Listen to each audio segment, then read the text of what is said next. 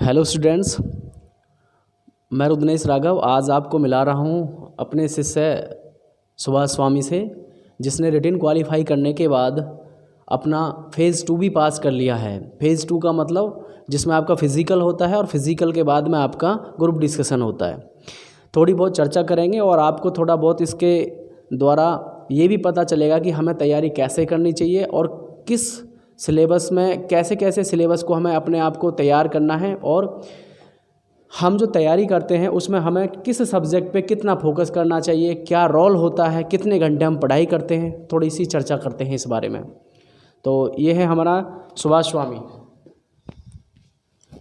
Hello friends, मैं अपने experience show करना चाहता हूँ, जिससे मेरे कॉमरेड साथी हैं उनको फ़ायदा हो सके आने वाली एग्ज़ाम जो भी आ रही हैं अप्रैल में।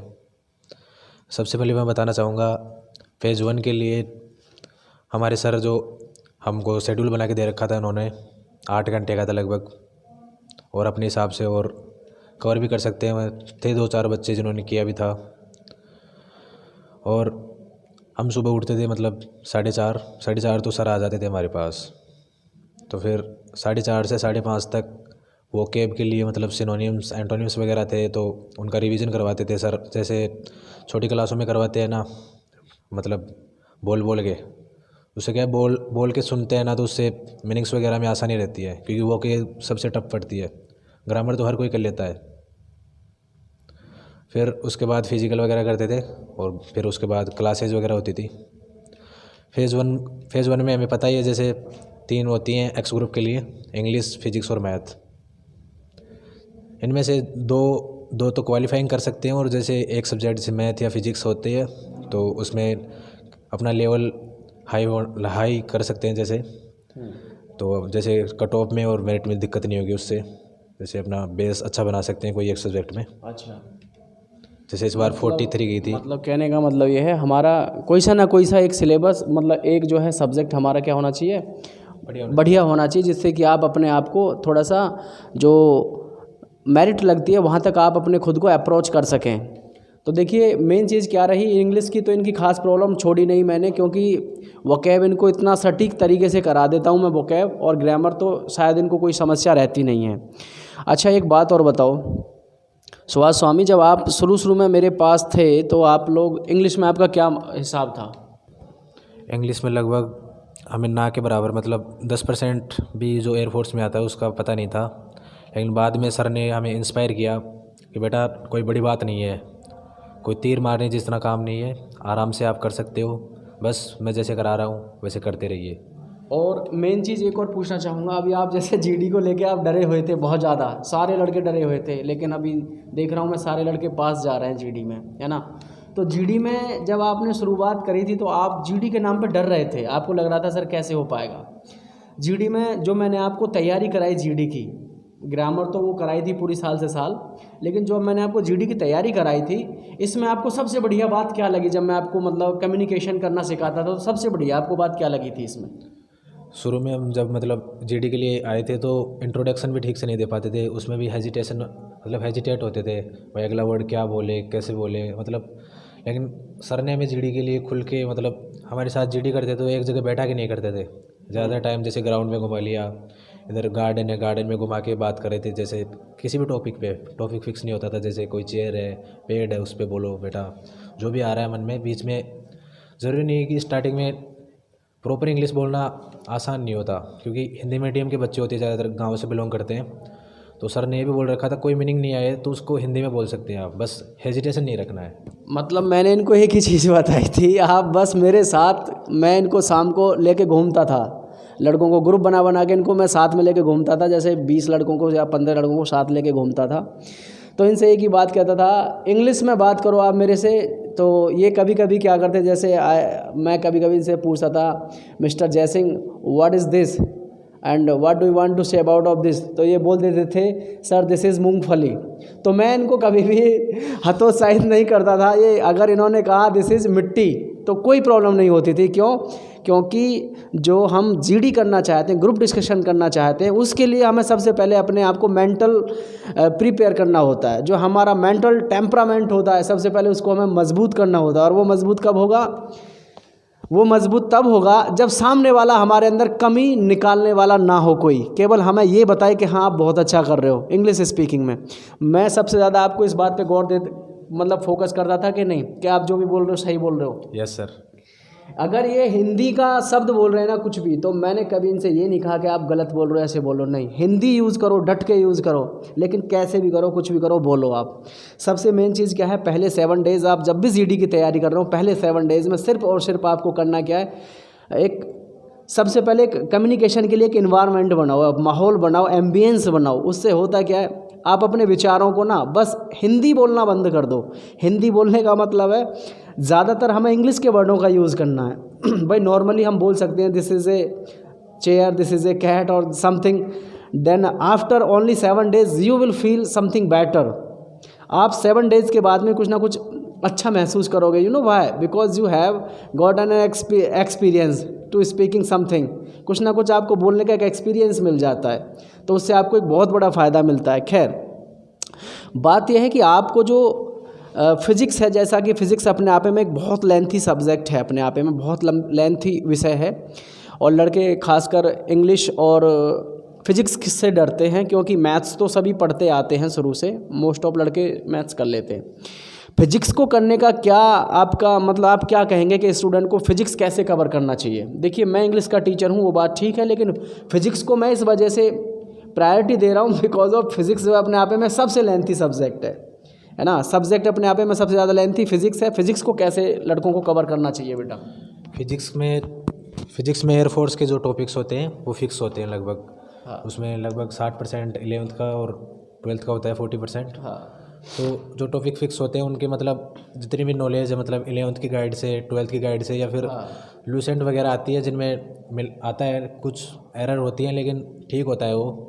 उसे एक बार खुद रिवीजन करना चाहिए, मतलब पढ़ना चाहिए। उसके बाद खुद के नोट्स वगैरह, भाई इस टॉपिक्स में मेरे को क्या आ रहा है, क्या समझ रहा हूँ मैं। उसके बाद उसके क्वेश्चन सॉल्व करने चाहिए, जैसे जैसे कर रहा है ना। जैसे ये एक चैप्टर क्लियर हो गया आज, तो इसके पहले क्वेश्चन आंसर करना ज़रूरी है खुद से। नहीं आ रहे हैं तो सर से, कहीं से भी, ऑनलाइन कैसे भी उसको सॉल्व करना है। बस में प्रॉब्लम क्या है। सही है। तो आप जब देने गए थे, ग्रुप डिस्कशन करने गए थे मेरे पास से, यहाँ से आप 2 लड़के थे है ना? Yes sir. दूसरा कौन था? विकास यादव। विकास यादव कंचनपुर वाला? Yes sir. अच्छा, उसका भी हो गया? उसका भी हो गया, आप दोनों का हो गया। खैर बहुत खुशी की बात है और बहुत congratulations and best wishes for the next. अब बात ये है कि अब की बार फिजिकल नहीं रनिंग नहीं कराई? नहीं सर। नहीं, रनिंग नहीं कराई तो फिर आपको जो है मतलब प्रॉब्लम सामने आई कि नहीं आई? प्रॉब्लम भी थी उसमें। हाँ। क्योंकि हमें जैसे 250 बच्चे थे। हाँ। सुबह 5:30 बजे एंटर करवाया था, तो उसके बाद कोई 80 का, कोई 100 का ऐसे बैच बनवाया था उन्होंने। फिजिकल PFT के लिए। अच्छा। तो हमें 70 बच्चों के लिए गए थे। साइड में टेंट वगैरह लगे हुए थे, मैट बिछी हुई थी वहाँ। अच्छा। तो वहाँ गाइडर थे और वो ऑफिसर्स वगैरह थे, 10-11-17 बच्चों पे ही। हाँ। तो उन्होंने वो करवाई पहले कदम ताल। अच्छा। कदम ताल में ही 70 में से 10-11 बच्चे निकल गए थे। अब आप समझ सकते हो कितना टफ था वो। दौड़ से तो टफ ही है। अच्छा। कि उसमें बहुत मतलब दम लगाने की ज़रूरत होती है लास्ट में जाके। 50 टाइम वो काउंट करते हैं। हाँ। वो काउंट भी ऐसे नहीं करते भाई, एक बार कदम ताल हो गया एक तो उसको काउंट कर दिया, नहीं। वो स्लो मोशन में करते हैं, जितने तक मतलब एक बच्चा 3 बार वो कर लेगा कदम ताल, और वो रुकने के लिए मना करते हैं। अच्छा, फिज़िकल अपने आप में एक हो गया, हम यहाँ से अच्छे से प्रिपेयर होकर जाते हैं, फिज़िकल पे हमें विश्वास रहता है कि हम कर लेंगे। लेकिन एक चीज़ बताओ कि वहाँ जब हम जीडी के लिए जाते हैं तो सबसे बड़ा माहौल हमारे डर में रहता है, मन में जो एक सबसे बड़ा जो डर रहता है वो रहता है कि जीडी में हम जाके वहाँ बैठेंगे, खड़े होंगे तो कैसा माहौल रहेगा। तो सबसे पहले जब आपको मतलब फिज़िकल हो गया था आपका, फिज़िकल के बाद में कितना टाइम दिया था आपको जीडी के लिए तैयार होने के लिए? फिजिकल के बाद जस्ट वो SRT था। अच्छा। SRT उसमें आधा घंटा था, आधे घंटे में 45 क्वेश्चन थे वो। हाँ। तो जैसे टाइम आउट होने वाला था तो उन्होंने बोल दिया था, भाई बेटा, जैसे कोई देख रहे थे वो बच्चों की तरफ। हाँ। जैसे 4-5 मिनट रह रही हैं तो बोल रहे थे कि बेटा आप पीछे रह रहे हो, फटाफट पूरे क्वेश्चन नेसेसरी हैं करने। सभी क्वेश्चन SRT जो होता है, सिचुएशन रिएक्शन जो टेस्ट होता है, उसमें आपको सारे के सारे क्वेश्चन करने होते हैं, आंसर सभी पे आपको टिक करना होता है ना? Yes sir. एक भी नहीं छोड़ना होता है, और कोई खास हार्ड नहीं होता है, बहुत इजी होता है। जो हमने तुम्हें यहाँ प्रैक्टिस कराई मतलब उसी से मिलता जुलता था, थोड़ा अलग था? वैसा ही था। नॉर्मली होता है, आप साइकिल से जा रहे हैं और रास्ते में कोई भिखारी मिल जाए तो और वो टकरा जाए, ऐसे सब कुछ वही नॉर्मल होता है, आप बड़े आराम से सोच सकते हैं। मेन चीज़ मैं ये पूछना चाहता हूँ, जो हमारे स्टूडेंट्स हैं सबसे ज़्यादा डर रहता है भाई कि सर ग्रुप डिस्कशन में जब जाते हैं हम, तो ग्रुप डिस्कशन के दौरान एक मन में भय होता है, और एक भय सबसे बड़ा बना हुआ था, क्या नाम था ऑफिसर का? आर के राणा सर। आर के राणा सर का नाम? कुमार राणा। क्या? राकेश कुमार राणा। राकेश कुमार राणा जी के नाम से सभी ऑफिसर हैं, वो राकेश कुमार राणा जिनके नाम से सभी डरे हुए थे। तो भाई आपका जो वो था ग्रुप डिस्कशन, वो किसने लिया था? राकेश कुमार राणा सर के पास ही आया था। अच्छा, उन्हीं के पास आया था, और डर सबसे ज़्यादा वही था। जब आप ग्रुप डिस्कशन में बैठे हुए थे तो सबसे पहले जो सिचुएशन थी वो क्या थी, मतलब क्या इंस्ट्रक्ट किया गया था आपको? जो जीडी होने वाला था ना, उससे पहले जो राकेश कुमार राणा सर थे, वो पूरे हेड थे, मतलब विंग कमांडर थे वहाँ के, जोधपुर के। हाँ। अच्छा, तो उनके जोधपुर इनका ग्रुप डिस्कशन का सेंटर आया था, जोधपुर। हाँ। तो उनके अलावा 2 और थे जीडी लेने वाले, लेकिन वो तो छोटे ऑफिसर थे, मतलब हेड वही थे। अच्छा।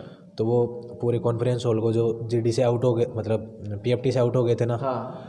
जो पास हो गए, उनको गाइड करके गए थे जीडी के लिए। अच्छा। भाई ऐसे बोलना है, ऐसे नहीं बोलना है, वो पूरी मतलब हम जैसे सोचते हैं वैसे सोच के बता के गए थे। अच्छा। भाई जो इंट्रोडक्शन है ना, वो ज़्यादा नहीं देना है, ज़्यादा लंबे टाइम तक। हाँ। जितना छोटा हो सके उतना छोटा देना है, हो सके तो नाम ही बताना है बस।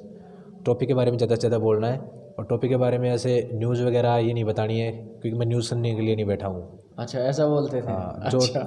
हो सके तो आप चाहे, उसमें लाइन थी, मतलब 3 पैराग्राफ थे, 4 लाइन की। आपको मतलब जब जीडी में बैठाया गया तो आपको एक पेज दिया गया? Yes sir. सबको अलग अलग? अलग अलग। अच्छा, उस पैसेज में कितने, मतलब वो जो पेज था उसमें कितने पैसेज थे? 3 पैसे थे, जिनमें 4 5 5 लाइन थी। पैसेज नहीं, सॉरी, पैराग्राफ जो थे, छोटे छोटे छोटे छोटे पैराग्राफ के कितने, 3 या 4? 3 पैराग्राफ थे छोटे छोटे। और फिर क्या बताया गया था कि आप चाहें तो क्या कर सकते हैं? उसी में से बोल सकते हैं पूरा, लेकिन रुकना नहीं है। अच्छा। और फालतू की गाइडेंस नहीं देनी है, मतलब लीडर वीडर नहीं बनना है। मैं सोचता हूँ इस एज में बच्चे क्या सोचते हैं, क्या सोच सकते हैं। अच्छा अच्छा, रियलिटी चाहिए मुझे। रियलिटी चाहिए। हाँ। अच्छा, उसके बाद में जैसे भाई यहाँ हमने आपको तैयार करके भेजा ही था।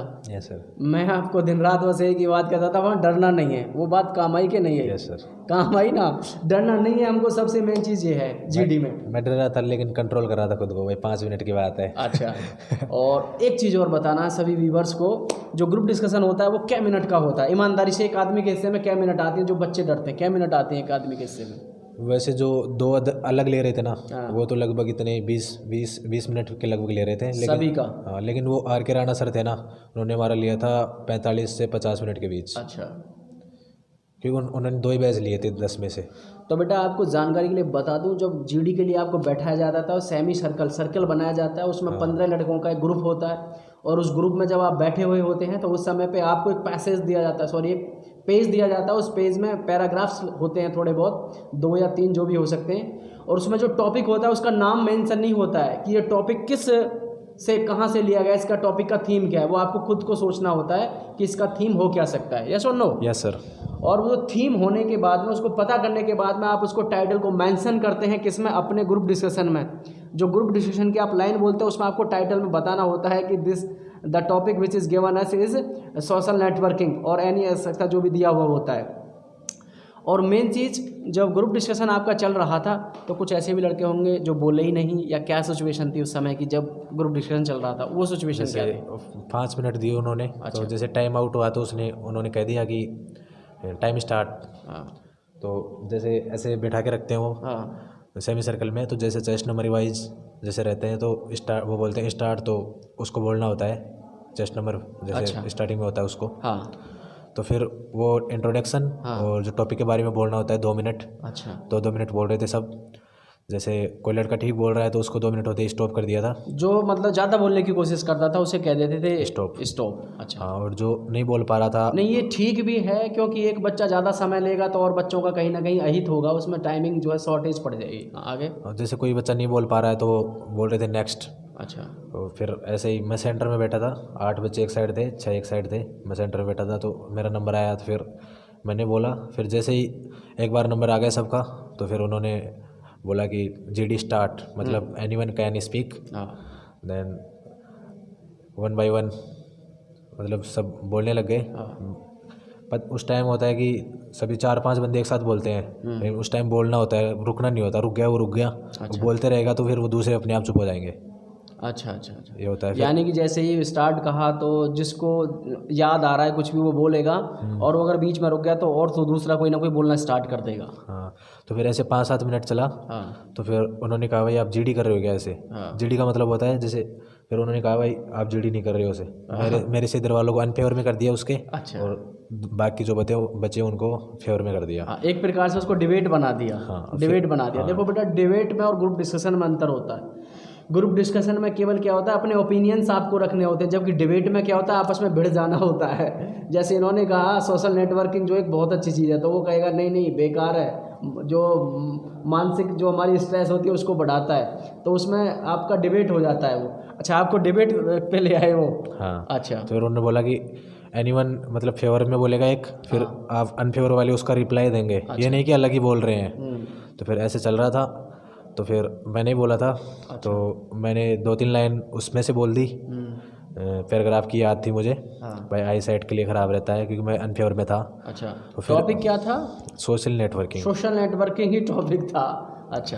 तो फिर मैंने बोला मतलब जो उसमें पैराग्राफ में नहीं था ना, वो बोला फिर 1-2 लाइन की a person who have addiction of social networking, then he can not spend time with their children, so their children cannot get skill and मेरे को फिर संस्कार की स्पेलिंग नहीं आई। अच्छा। याद नहीं आई उस टाइम मैनर। अच्छा। तो फिर मैंने ऐसे हाथ को किया तो उन्होंने बोला बोल बेटा हिंदी में बोल। अच्छा अच्छा। कि वो समझ रहे थे आप अच्छा बोल रहे हैं, ऐसे बोले उन्होंने। हाँ, शाबाश बेटा बोलो। किसी को वैसे बोलते नहीं है हिंदी में बोलने के लिए। अच्छा, तो फिर मैंने बोली 2-4 लाइनें और बोली। तो फिर बोला शाबाश, अच्छी लाइनें, अच्छी लगी आपकी लाइनें मुझे। कि उन्होंने पहले ही बोला था जीडी से पहले कि काम की बात बोलना चाहिए, 2 ही लाइनें बोलना। तो फिर अच्छा, एक चीज़ और, मैं तुम्हें यहाँ एक चीज़ बता के सदैव हर टॉपिक पे एक ही बात कहता था, उस पर अपना एक्सपीरियंस शेयर करना है। वो बात कहीं फैक्ट है कि नहीं है? हाँ, और कुछ एक बच्चे ने बोला कि पेंडेमिक वगैरह बोल दिया भाई, सोशल नेटवर्किंग पेंडेमिक में बहुत काम आया, लेकिन तो उन्होंने क्वेश्चन क्यों टप किया अभी इसमें कि सोशल नेटवर्किंग तो बहुत टाइम्स पहले से है, पेंडेमिक तो अब है। मतलब जो करंट है ना उसके लिए मतलब उन्होंने स्कॉल्ड किया। चलिए। और फिर जैसे मैंने बोला ना, तो उन्होंने दूसरे बच्चों को डांटा, जैसे कि दूसरे बच्चे बोले मेरे बाद में, तो उन्होंने मेरे टॉपिक को नहीं लिया, अलग ही बोल रहे थे वो। तो बोले इसका फिर डिबेट का मतलब क्या हुआ? वो अच्छी लाइनें बोल रहा है कि गलत लाइनें बोल रहा है? आपने जवाब ही नहीं दिया। सही है। हाँ। तो दोस्तों आप समझ गए होंगे, ऐसी बात नहीं है वहाँ पे जो आपको आधा घंटे का या 15 मिनट का या 20 मिनट का जो आपको ग्रुप डिस्कशन कराया जाता है, उसमें आपको वो ऐसी बात नहीं, इंस्पायर भी करते हैं, स्पीकिंग करने के लिए आपको इंस्पायर करते हैं। ऐसा नहीं है कि आपको मतलब वो डराएंगे या धमकाएंगे, नहीं, बहुत अच्छे से आपको वो कोऑपरेट करते हैं।